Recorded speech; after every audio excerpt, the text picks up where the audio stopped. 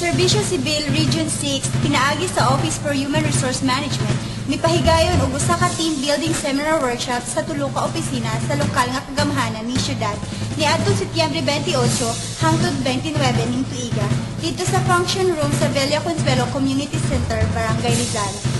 Ang seminar workshop tinambungan sa pipila ka mga empleyado sa City Mayor Office, General Service Department o City Treasurer Office sa lokal nga gobyerno. Ang mga resource speakers sa maong team building seminar workshop mao sila si Father Joel S. Labra, Parish Priest sa Haro Municipal Cathedral ug ang personnel sa Civil Service Commission Region 6 nga si Kishore Gansyamdas. Si Father Islabra mipasabot kabahin sa pagmatngon sa kaugalingon o self-awareness ug journeying to self.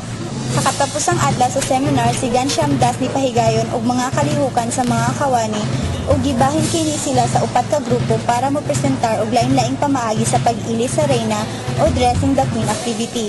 Ang mga material nga gamiton mao ang newspaper, straw thread, masking tape ug mga sticks. Ang mga katuyuan sa maong seminar nga gipahigayon mao ang pag-ila, pagbuligay ug pagpanguna sa pagpanghatag sa kinahanglanon nga elemento aron matuman sa grupo ang ilang katuyuan.